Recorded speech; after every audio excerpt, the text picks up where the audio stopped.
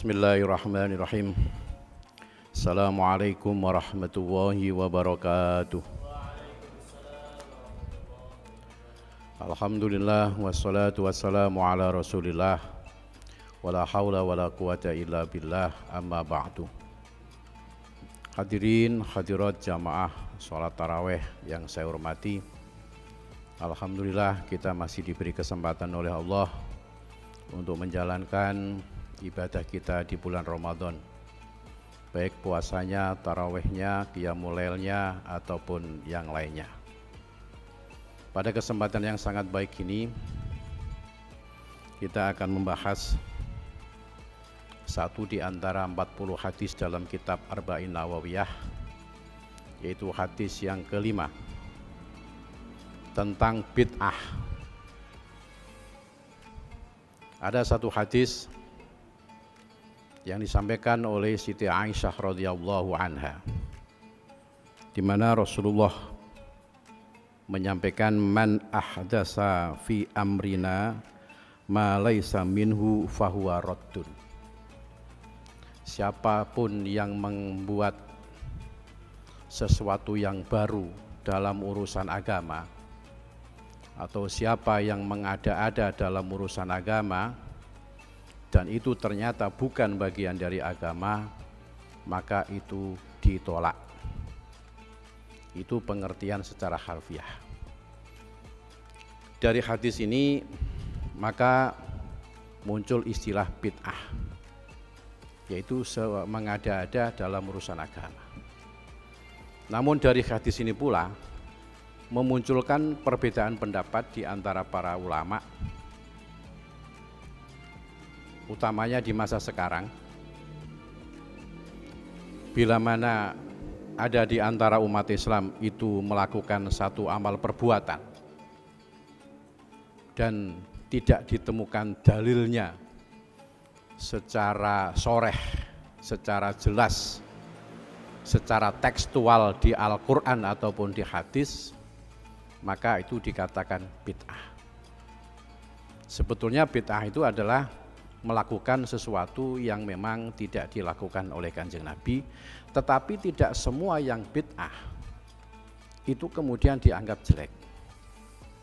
Kenapa? Karena tidak semua yang tidak dilakukan oleh Kanjeng Nabi itu juga jelek. Tidak. Kanjeng Nabi tidak melakukan sesuatu itu punya banyak alasan.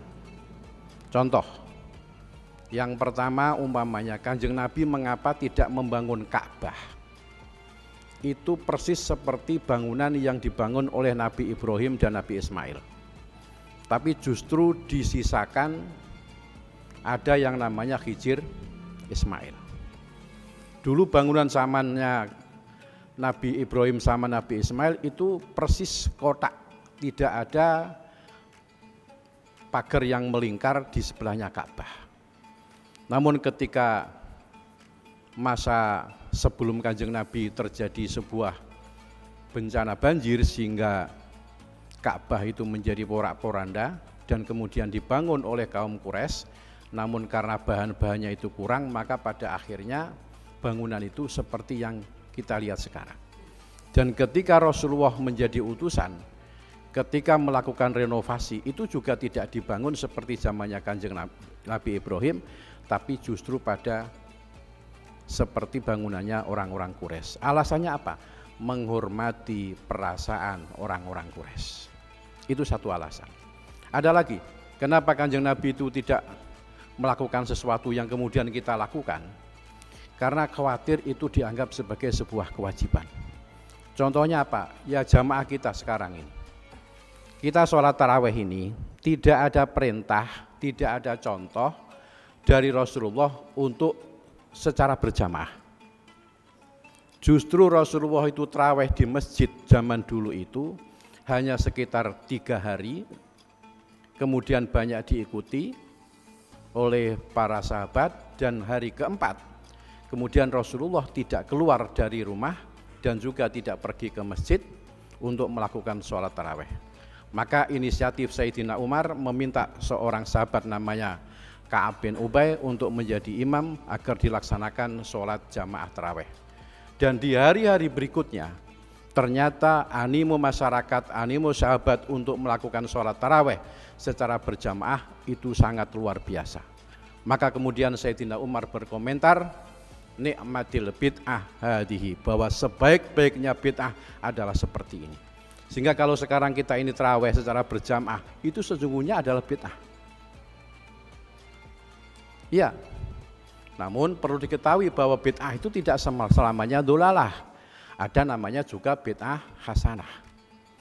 Maka para ulama termasuk Kiai Haji Hasyim Asy'ari membuat klasifikasi bid'ah itu menjadi banyak. Ada namanya bid'ah wajibah. Bid'ah yang sifatnya wajib, di mana itu tidak diperintahkan oleh Kanjeng Nabi, tidak juga dicontohkan oleh Kanjeng Nabi, tapi kita wajib untuk melakukannya. Apa itu?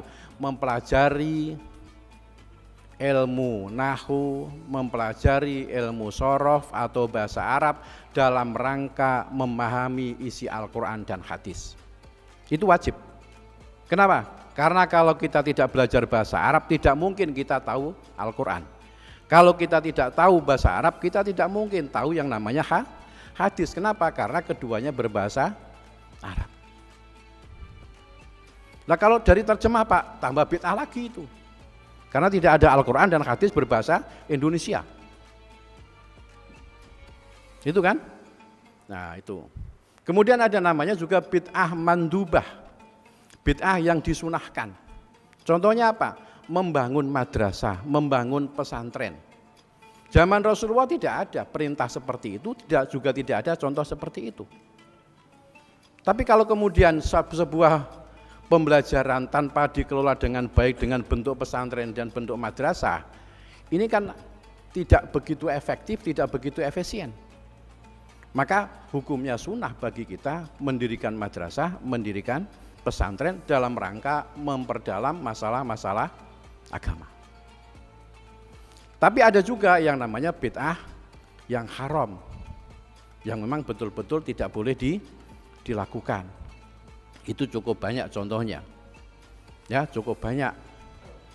Kalau umpamanya kita menganggap bahwa itu sebagai sebuah budaya, itu sebagai budaya tapi dianggap sebagai sebuah agama. Itu menjadi sesuatu yang haram. Yang betul-betul mengada-ada itu. Ya, betul-betul mengada-ada. Umpamanya kita itu kalau umpamanya sholat itu harus menggunakan sajadah dan lain sebagainya, dan itu dihukumi wajib umpamanya, maka itu tidak boleh. Ada juga namanya bid'ah makruhah.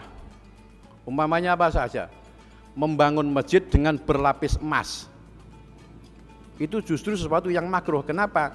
Karena sesungguhnya yang diperintahkan oleh Rasulullah kepada kita bukan membangun fisiknya masjid, tetapi adalah membangun jamaahnya masjid. Bagaimana supaya menjadi orang yang taat, menjadi orang yang takwa. Ada juga yang namanya bid'ah, itu adalah bid'ah mubah. Seperti apa? Ketika kita bersalaman sehabis sholat, itu mubah-mubah saja. Mau melakukan boleh, enggak melakukan juga tidak apa-apa. Tidak dosa, tidak masalah. Jadi maka yang semacam itu hendaknya jangan kemudian gampang sekali orang mengatakan oh itu bid'ah dan itu adalah sesat. Seperti tahlil, seperti maulud Nabi, seperti sholawatan, dibak dan sebagainya, itu justru merupakan bid'ah mandubah.